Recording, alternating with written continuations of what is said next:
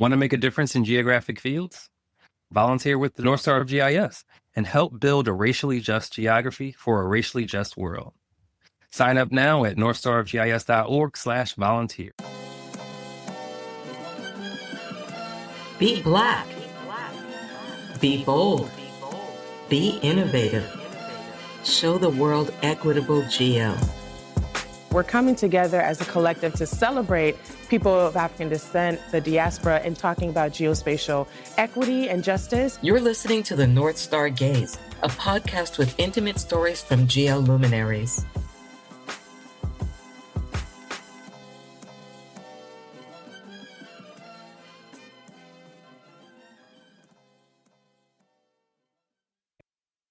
Oh yeah, so yesterday Erica and I had a mini listening session to Labdi's new EP project that's out. It's called Parkwalk.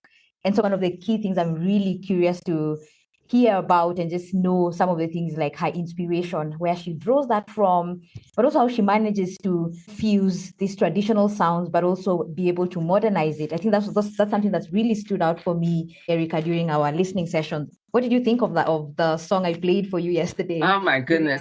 The music has a haunting quality. There's the quality of the instrument, but then there's also what Labdi does with the instrument. It's very ethereal, but then there's also that rhythm going. So I enjoyed it immensely. I don't know a lot of music from East Africa. I know more musicians from West Africa, but I was like, this is very interesting. And I enjoyed listening to it. And I said, I've got to add some more Labdi to my playlists at home and introduce some of my friends to her music as well. So thank you for turning me on to the new EP. Yeah. And also she's the only female East African Orutu player. So I'm East African, just a shout out for that as well. So yeah, I'm really excited about this conversation. And so, yeah, I think we're going to get into it. So yeah, ladies and gentlemen, this is Labdi. We are so happy that you said yes to coming onto the pod today. How are you? It's good to see you. I'm good. Thank you. Thank you so much for having me. Really, it's such a pleasure to hear that you took time to listen to my project. It's really humbling. When you make music, a lot of times you forget that other people are supposed to listen to it. So it's really, really a pleasure. So thank you for having me. Thank you. And that's really interesting how you say when you make music, you forget other people normally would listen to it. And that's also similar to sort of podcasting, because I've been in podcasting for a minute. And so I think maybe for a start, Labdi, maybe we can briefly talk about your music and the kind of sound you actually make, what it's been like creating for you. So maybe for a start, the kind of music you make, what's that sound and what do you sing about or talk about in your music? Okay, well, first off, my name is Labdi. I'm a singer, songwriter, performer, producer, composer, artist. It's a lot of things to do in one, but I'm really happy to be able to do these things. So I play a really cool instrument called Orutu, which is a single-stringed fiddle from Western Kenya, Luo Nyanza to be more specific. It's one of those instruments that is found all over in the world in different shapes and sizes, and it's made from different materials. An example would be in Ethiopia. It's called a masinko, and the strings are different. In Uganda, it's called a ndingidi. So it's very versatile, and it's found all over the world. So I'm really happy to have picked it up. The kind of music I do, actually, I've been doing music for quite a long time, and I'm really, really excited that this project came out to be the thing that I was imagining for it to be, because I produced the EP myself, I composed, I did everything apart from hiring the guitarist and the bassist, but the core of the project was really just me reimagining Luo culture from my own perspective. Being a Luo in this generation is probably like 100 and God knows how many generations of Luo artists that have been here. So for me, it was very important to have my experience of Luo culture at the core of my expression. And when I say that I have been doing music for a long time, it's almost like 9 years, just collaborating a lot, learning a lot. One of the things that really helped me get to this point was collaboration, because in that way you get to really solidify your sound, and that then birthed Parkwalk. So yeah, basically, whenever I do a project, no matter what project it is, I try and make sure that the core of that sounds like a young Luo lady. who lives in this era. I think I'll explain that a bit further. And normally I just talk about anything that inspires me. I like to have fun with music. Music is very stressful. It's funny that I say this on a podcast, just like any other art, there's very little support. It's very difficult to make a living out of it. But I'm grateful to be here at this point, to be able to. But I just try to take it to the light with a light heart, and to be honest, and to communicate things that are happening to me. And I remember when I was writing Parkwalk, it was on a whim. I was like, okay, I need to make an EP. And I remember I just come back. No, I was literally just landing in Ghana for a project, and I was like, okay, now let's work on an EP.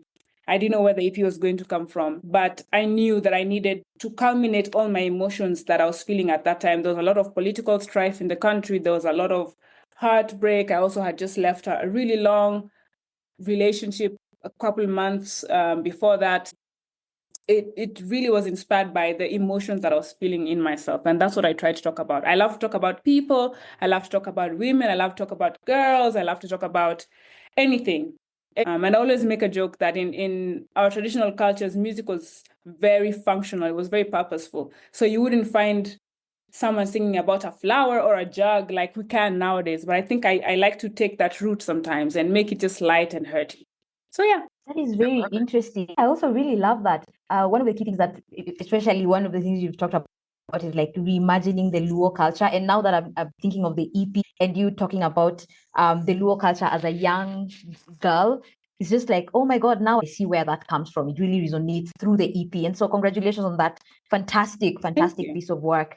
Thank you. I think maybe just for context, Labdi talked about the Luo culture. So this is a tribe in Kenya. It's East African, and we have over 40 languages, Labdi. And so Luo is one of them. So that's basically what she's referenced. It's a local dialect in Kenya. And yes, throw it back to you, Erica, on just bringing it in from your perspective. Actually, I have a question. What does Parkwalk mean? Actually, even before we get to what Parkwalk means, it really took me some time. I had an EP, but no name. So Parkwalk is, in Luo language, is self-praise. It's so interesting because in the society that we are in now, it's like, oh, you need to be humble. In Luo culture, you're not supposed to be humble. Who are you being humble for? What are you being humble for? I come from a culture that celebrates being proud, being boastful, talking about yourself and your achievements. That's the culture I come from. So that's what Parkwalk is about. And the first song, Parkwalk, is literally me praising myself. I'm basically saying I'm so cool. I love this. Now, is that true for both men and women in Luo culture? Very much. Right? Okay. Very much. Fascinating. Coming from the United States and being the age that I am, I would say that is not a familiar sensation here, especially for women. Men, yes, less so for women. In fact, women until very recently here had been counseled to, lay back, don't sing your own praises, don't toot your own horn. So this is fascinating. Thank you for sharing that. Yes, I think you should try it for a few times. It's quite thrilling, like just to be boastful. It's really fun. It's a lot of fun. Yeah. Well, you're here today as a follow-up to being an artist during the 2024 homecoming event for North Star of GIS, and you shared your music with the North Star audience. So not only are we thanking you for being here for the podcast, but this is another thank you for having participated in the 2024 homecoming event. And so the theme for 2024 was art, Afrofuturism, and geography. What part of the theme speaks to you? And what was your experience like providing the art portion of the theme to the homecoming audience? Really, to be honest, I'm just so excited to make music all the time. I'm happy that your team asked me to make music for such a huge project that I did a lot of research, and I really love what you do. So I was really just happy to share, and to just share my sounds that I produce. It's just like fun, I'm just happy to share music, and I think it was well received, and I really enjoy that. It's always so good to make music and to have people just receive and not critique it in such a way, especially like as a composer, you send something in and then someone's like, no, tweak this, tweak that. It's so refreshing to send something in and for it to be accepted and just enjoy the little piece of music that I had to share. So I really want to say thank you for that opportunity. With regards to the first question that you asked, I feel like I resonate so much with all of these three key points in many ways: the art, the Afrofuturism, and the geography, especially because my background into making music really started off by my being an artist. I come from a lineage of artists. I'm a trained painter, and that also kind of really meshed into the universe that I've been trying to create with my music. I don't know if you have watched Parkwalk, the music video, it's on YouTube. If you haven't, when you get time, please do. For a long time, I was trying to just make it about the music and completely forgetting about my artistic self and my visual self-expression. But then for this project, I made it a point to really delve into that world and create a magical world that made sense to me as a Luo musician, and to make it so that the people from abroad, the diaspora, Kenyans who have no attachment to the Luo culture, can at least see what that kind of looks like. So in that way, I was meshing the visual aspect of my music and my self-identity with my music. And that's how the art came to be together. And I really have been enjoying that part of my musical career.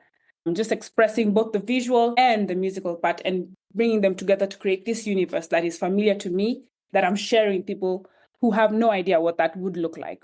Yeah, yeah. And that's why maybe it sounds haunting. I think even some of the artwork also kind of looks haunting, which is a lot of fun. And then Afrofuturism, I feel like that's a theme that has been occurring even in the past. For me to be here, it means that there have been a lot of developments that have been not only visual, but also textural, also sound, sonic elements that have added into the vision that is Labdi, the artist that is Labdi. My production, I learned production from a couple of friends, and I feel like already by virtue of being a traditional musician, an Orutu player who's producing, I think that's already like something so wild, 10 years ago, that would be almost like a dream. And I really would love for a lot more traditional musicians to be able to mesh their traditional art or their authentic aesthetic with music production and think about it beyond and think about their contributions towards AI and all of these other things, right?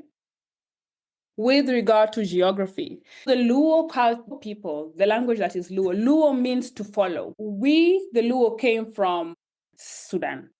So the Luo means to follow. What we did is to follow the Nile. And I feel like the part of my journey that I am in right now is to kind of trace the route of where we followed and the music that we adjusted or we kind of changed. Because, for example, my instrument is different in Sudan from where Barel Ghazal is and where Kisumu is, where my family lives. It's very different.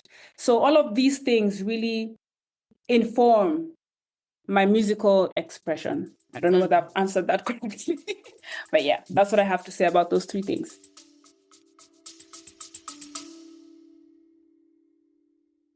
Invest in racial equity and geography. Your donation to the North Star GIS fuels scholarships, mentorship, community-driven initiatives, and more. Give today at northstargis.org/donate.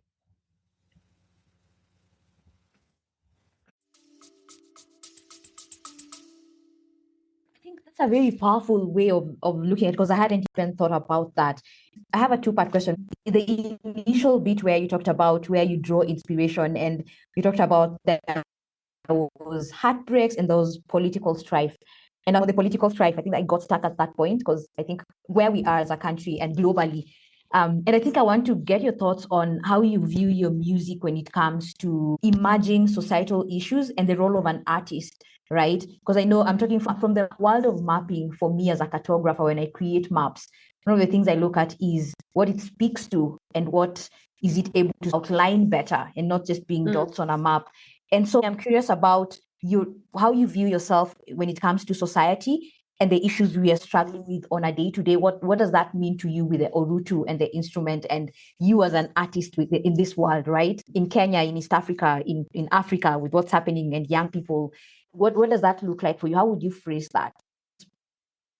Yeah, I really do believe that the role of an artist is to shine a mirror back to reflect the times. So in this aspect, especially because of how dangerous it has been in Kenya, it's always difficult to be outright with the issues that have been happening. But I do find myself at an advantage because I can express those things without being outright about it and without making it a dangerous situation for myself. I know there's a lot of activists who've been out there doing the work and putting their lives in danger. And I've had this conversation with a lot of other artists about how we should go about talking about the political situation. I think at the end of the day, our role is to communicate and educate. Another role would be to give people something else to think about. I think that's a very important role. Music is very important in that way, that it distracts. But also that distraction should not come at the cost of people's well-being. So it's just really just about finding a balance between those two things. I think I also use my social media as a platform to talk about these issues more directly and to retweet and repost and everything that's been happening in this country, But it's just, I think my role, if you really sit down and listen to the music, like one of the songs talks about a person that I don't want to talk to anymore, but in reality, I'm really talking about the government. I don't want to be part of this government anymore, So that's how I'm layering the political ideologies in the music without making it so harsh that people can't consume it. Powerful. That's very powerful. And then maybe the second part, the two part to that was you briefly talked about technology and emerging technology that you're excited about. I think you briefly touched on AI and how that can be used.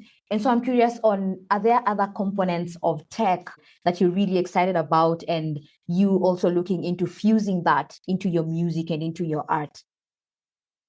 Oh, yes, very much. The Orutu is very, very tactile. I don't even know how to explain it.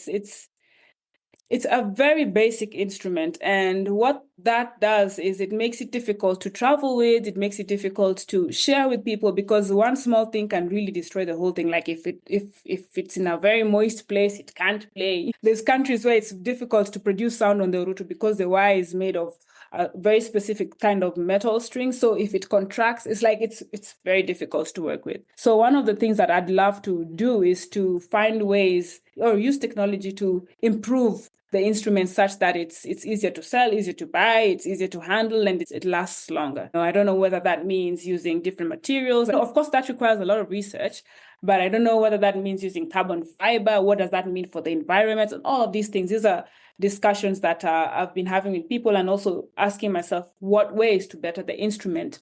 With regards to AI, I've done a couple of projects that really ended up being extremely hilarious because I'm sure you know by now that AI has been trained on like millions and millions of pop songs. So it's so easy for AI to create a pop song. So there's a project I was brought into, and what we did was we trained the AI on Orutu lines and traditional Luo songs. And the AI had no idea what to do with these new melodies, with these new rhythms and all of these things. And that really puts Africa at an advantage, not just Africa, but all of these indigenous communities at an advantage because AI cannot figure out what is going on with these things.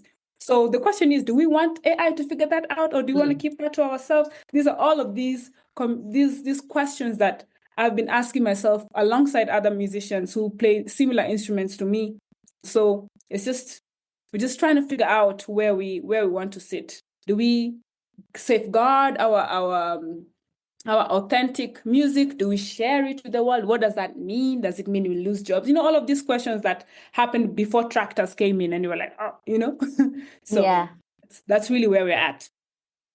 That is so thought-provoking and you've just touched on a component that's like a conversation that's been happening globally on the biases that AI might come with, but also how it might neutralize and dilute all our cultures and sort of create this ambiguity across the globe. So that's a really interesting component you've touched on. I think, that's a very thought-provoking. I think we should all sit on that and just think about what do we want ingested, what do we want to keep, what do we want to use as synthetic. I think that's really powerful. Well, as I've been listening to you, what I am thinking about is you made a very specific choice, right? Orutu is not, as you said, it's not an easy instrument to travel with. While it's a simple instrument in being one string, it's a complex instrument as well. So it sounds like you have experienced challenges with the instrument, but what challenges have you faced being a woman who chose to play Orutu? Can you talk a little bit about that? Yeah, I mean, the first issue that I faced really was just there's very few teachers. For an instrument that's played everywhere in the world, there's just like a handful of people. And my teacher, actually, the man who was supposed to teach me was too busy, funny enough. So he just taught me how to handle and take care of the instrument. Just was like, oh, don't let it sit in water, or the basic care methods. And then I had to sit at home and teach myself how to play it because no one in my family plays the Orutu. So that already was a struggle, but it took me quite a while to get the hang of the instrument. I think it took a lot of obsession with the sound for me to get to this point that I'm comfortable with it. But then more politically, I remember going once to a party and someone was very disrespectful. I've had a lot of people who've been quite disrespectful, but at this particular party, this guy was like attacking me and he was just like, why are you playing this instrument this way? And I literally had to pack because I felt unsafe. I've been to an airport and I was telling some guy, just making conversation, and I was telling him, oh, I play Orutu. He was a Luo also. He was like, why are you playing this instrument? It's meant for us. So if you play this instrument, what are we going to play? Where is the logic, sir? Where is the logic? Mm-hmm. So there's been a bit of resistance, especially when I really started 7-8 years ago. But now I think people are just learning to get with it. There's nothing that they can do about it anymore. It's it exists. I'm playing it. What are you going to do? I do not know other Orutu players, but when I was watching your videos, you said, I'm a producer, I'm a composer, I'm a singer, I'm a songwriter. You did not say I'm an entertainer, which you clearly are, right? It's and I was like, well, how the way Labdi moves through space and in this world is very different from what I imagine a male Orutu player would do. Right? You have a distinct presence as a woman, so it is fascinating to watch you. Now it's going to make me want to listen and see some other Orutu players to see, how do they move through the world as opposed to how you move through the world. But it is fascinating. You've made a very purposeful choice, right? You didn't just say, I want to play any instrument. I want to play that specific instrument. So you must have heard something in the instrument that made you think it was for you. Yeah. Well, let's just trace back because Orutu was played in very specific settings. I want to reiterate that African musicology, and I'll say Luo musicology and instruments were very functional. Nothing was just for vibes, There was no singing about random things. So Orutu was played by men. I mean, there was music. Okay. Women had a very specific role to play in music, and men had their own specific role to play in music. We can separate those two. And all of these, and both groups, because of the predominantly existing ones, given certain instruments to play according to their sexual orientation, let me say that. So in that case, Orutu was played by men within the setting of drinking and like in preparation for wars, but it was really done by men to men, played by men for men during drinking sessions where they would sing or applaud each other and sing to each other in jest, like do the Parkwalk that I was talking about earlier and be like, oh, you're great because of this and this and this. So that's why it was played by men. Women, on the other hand, had their own instruments and their own settings, like during birth or when someone is switching from adolescence to being an adult. So that's the context within which most instruments were played. So given that context, Orutu was only meant for men, right? And my playing of the Orutu is because my uncle told me, he's a musician, he told me that, I needed a traditional instrument to complement my voice. I went to a vocal school and they're like, oh, your voice is too African. It's not popping up. So please leave. So I was like, okay. I'll leave. And he was just like, okay, it's not bad, but what you can do is you can get a traditional instrument that maybe complements your voice. And that was such a beautiful thing for him to tell me, because I went to university and then I saw two instruments. There was Nyatiti, which is an 8-string lyre, and I saw the Orutu. And the instructor who was selling this instrument was just like, oh, actually, Orutu was meant to be played by men only. So I don't know if you really want this. I was like, you know what? Now I need that instrument. That's the one. That's by virtue of being a rebel. Inspire a woman, tell her she can't do something, right? I was like, just out of being a rebel. So that's why I picked it up, and I play it really just for entertainment purposes. And I don't say I'm an entertainer because it's really part of our Luo culture to be entertained. Even when someone comes home, you're supposed to entertain them, it's part Okay. of our culture. So it's not a role that I play outside of Okay. myself. Yeah. Okay. So that's one. I love it. Thank you. I think you briefly touched on this, but I think it would be interesting and quite insightful to get your thoughts on what would you say are the most underappreciated aspects of what you do from your perspective, based on the different roles you have, right? Singer, songwriter, vocalist, producer. From the outward looking in, we don't think about or talk about as society or as individuals who listen to this art that's really incredible. Thank you for that question. I've really never been asked that. That's so lovely because I've never thought about it. But this is something we go through every day. I say music is a very thankless job, but also very thankful. It's such a weird balance because if people like your music, they really like it. But if they don't, they really don't. And they will tell you, lady, that song sucks, and it's so sad, especially like if you work so hard on something, it's like, so there's that, just the fact that it's so criticizable is so difficult because you're putting yourself out there, you're being very vulnerable. It's a very vulnerable thing to do, to put art, you're making things out of air, like thin air. And I remember thinking, even when I was making my EP, this is the second EP, I was like, I don't know if they will like it. So for me, it's important that I really like the project, so that if someone doesn't like it, I'll be like, hey, okay, cool, but I like it, So that's good enough for me.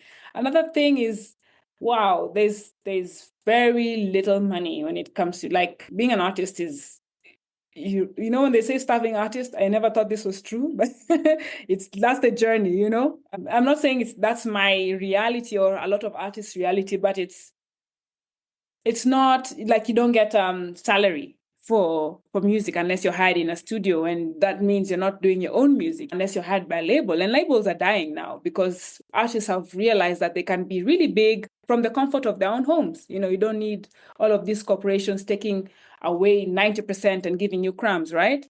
So it's also harder to get to a label now. So yeah, I think those are really the two main things: just the money and being vulnerable and the critique. But other than that, if you're passionate, I feel like it can be really worth your while. I think music saves me every day. When I do it, when I'm sad or whatever, when I make music, I feel very happy. So yeah, it's a good balance. Labdi, you just said something very interesting. You said music saves you. And I'm one of those people who believes that music saves us. So there are people who think that the other things are more important. I see music and art as being just as essential to us as food and shelter, right? They are integral parts. And I think art and music make the world a better place. Let's flip the script. Is there a role for technology to make the world a better place or not? I think human beings cannot exist without technology. That's just how we are wired. We are wired to make our lives better every day, no matter what, even to the detriment of ourselves. I think our values have changed. I don't think technology is the problem. We are moving farther away from what is good. We see it every day in our countries. You see by how the governments are being run, how people's priorities and all of these things. So definitely technology is supposed to help us be better, feel better, with illnesses and diseases, all of these discoveries have been made. A lot of them have been made through technology, and we'd be dying from some basic diseases, So I just think our values have changed, not for the better, for the worse. And I think capitalism is a big driver of us just not being in a good mental or spiritual space. I really do wish it was different, and that's why we make music. Thank you for that. And so, speaking of that, Labdi, and the theme Afrofuturism, feminism, art, and the intersection of all that, and you just talked about, I'm curious to tap into your imagination. And if you were to paint an ideal world, a utopia, what would that look like? When talking about Afrofuturism, what does that look like for Labdi? That is so stressful because I'd be asking a lot. Oh my God. Oh, what does the ideal future for Labdi feel? I think the essence of it would be freedom and self-respect for everybody. Yeah, because if we respected ourselves more and if we had love for ourselves, it would be easier for us to love each other, and in turn have the best interests for each other. I think lack of that is why we're in this situation right now. We're also selfish, all of us, myself included. and we're losing touch of ourselves. We're losing touch with the values that we had before. It's so crazy. Like, we had this thing online, Swedengate. I don't know whether you've heard about it, Swedengate, where like in Europe, and I've experienced this myself also, like when you go to Europe, and this is no, like, I'm not insulting anybody, but your kid comes over and eats at their friend's house, and then someone sends you a bill. Like, you need to pay the meal that the kid had, you know. For me, as an African, that's crazy. Of course. You know what I'm saying? I don't know what that's the same thing. Yeah. I can't even blame them. I can't blame the person who's asking for the bill, because life has become so expensive. Why is it so expensive? And there's food, we have land, you know, all of these things. It's nothing. There's a disparity between what we have, what we can afford. There's just, you know, it's just too much.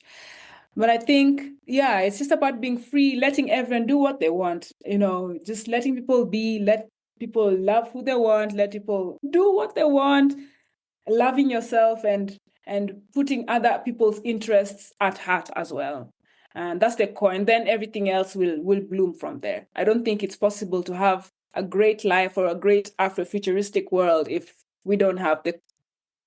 That was a great question, Yariwell. I want to steer us back to something that I think of when I think of your art and geography. So I've been around a number of musicians, and here in the US, one of the biggest challenges they encounter is how to obtain distribution for their product. And you have a new EP that's come out. I heard you mention that you were in Ghana when you started working on it. So you were in a different physical place than the place that is your home. How are you planning to push your music out into the physical world? Is your audience primarily in Kenya? Is it outside of Kenya? How do you distribute, and what is the geographic footprint of Parkwalk? I have a distributor, actually. She's great. It's the company is called Camille & Co. She's so great. I just remember sending her a project and she's like, oh, this is great. So I'll work on it. So I'm so blessed in that way. But I do say I make music for Africans. There's a misconception that when you do, quote unquote, very debatable world music, is that, oh, you're doing music for the West. Mm-hmm. Let me tell you, COVID showed us that you need to be at home. You need to be at home, and you need to create a system that works at home. Because if you cannot fly out and your market is primarily Eurocentric and American-based, then what are you going to eat when the world shuts down? And all of us were in that predicament. And that gave me a lot of perspective. Because right in the thick of COVID, I went to one of the local artist shows, and it was packed. Really? I could not believe my eyes. I remember going home thinking, oh, I must be so silly, you know, making music and distributing it out there. No, that's really unfair. And that's why Parkwalk is what it sounds like. I was like, I am making music for the Luo community here. I'm making music for people who can relate to what I'm doing. If it goes outside, that's great, but that's not the point. I want to have a genuine footprint at home. So that's my primary market, and I'm not just limiting it to that. I want to also be able to tour and all of these things. So I want to just market it as much as I can. And that's the thing about music. You just have to do the best you can and reach as many markets. And where the hammer hits, you go there. You go where you're loved, right? Mm-hmm. So yeah, I'm not limited to anything. I really want my people to love the music and to appreciate it, because that's the only way to grow. And that's what happened in West Africa. That's why their music blew up, is because they made music for themselves, and the diaspora West Africans were like, oh, this is us. And they made it big. Yeah. So that's my strategy. Let's hope it will work. All right. I love it. I came back from Nigeria and I started hearing Nigerian music in public places here in the US. And I was like, wait, what? In a dentist's office or a doctor's office? It was fascinating to me. It's like, oh my, this is a whole age that we're in. So, but yeah, I love this idea. You're doing something for yourself, and everybody else jump in where they can get it, right? If they love it, good. If they 100%. Don't, you're still doing what you need to do for you and for your audience at home. I love it. Yeah. One of the other things that also stuck with me is when you're talking about the Orutu and you're talking about the origin of the Luo culture. One of the things you said is it would be really interesting to trace the roots of what they followed along the Nile, but also how the instrument is being referred to in different locations. For example, in Ethiopia, it's completely different.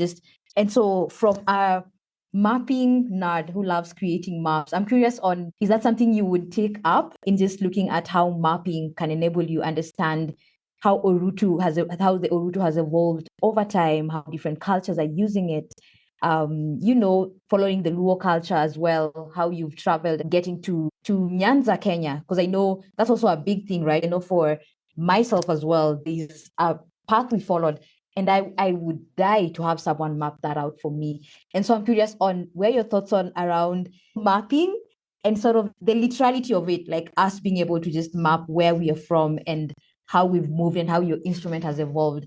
Have you thought about that? Is that something you would be open to exploring? Thank you for that question, Yayo. Maps are very, very political, especially in Africa, where there was a group of people who said, oh, we're going to draw for these people lines, I think the funniest story I had was people were laying fish traps on this side of the river, and then they come back and they're told, oh, now you're in a different country, and so they can't access the fish traps anymore. I think the role of maps in our livelihoods as Africans and the role of maps as a Kenyan, all of a sudden you can't cross because it's a different country. So maps are very personal for me because other people who are not supposed to create these boundaries for us did that. That being said, I love maps.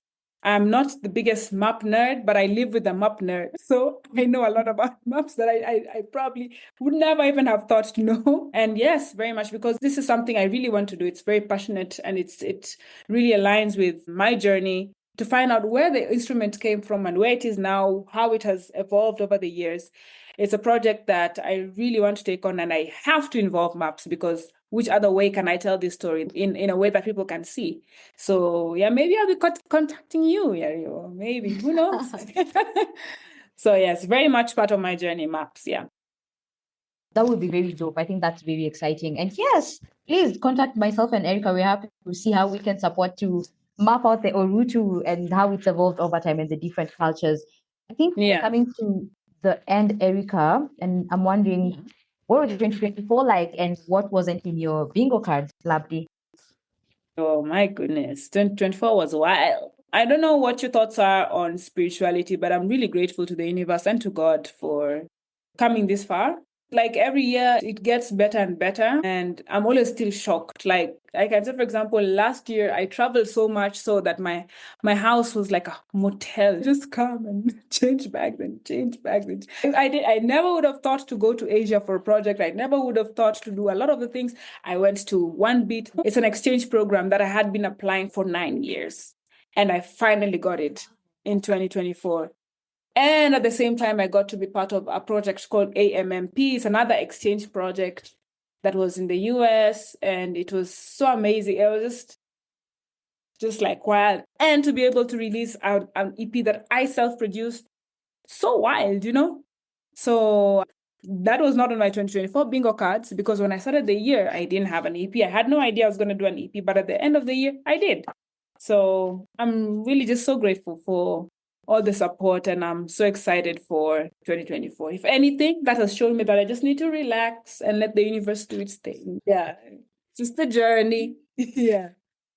Congratulations on getting into the One Beat program and all the other projects you've been involved with.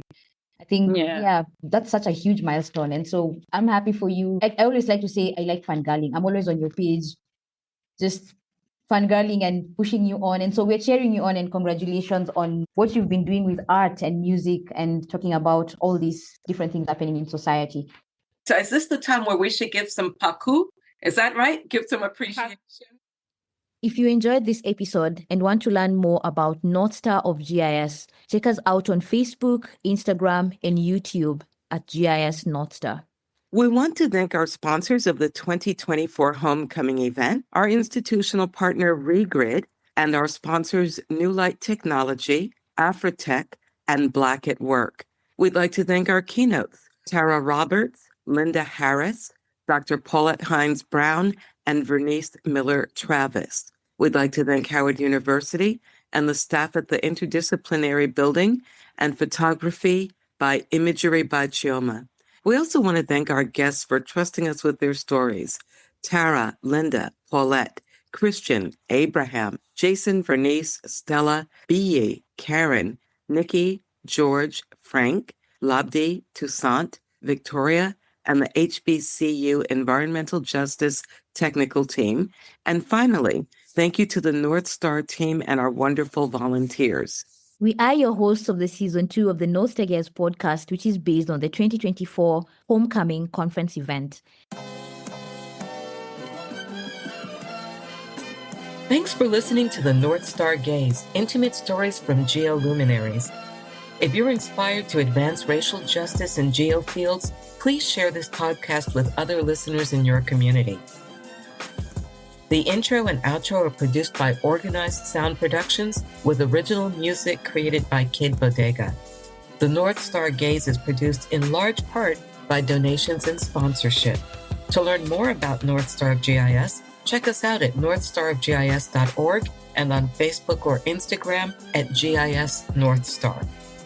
If you'd like to support this podcast and North Star of GIS, consider donating at northstarofgis.org/donate.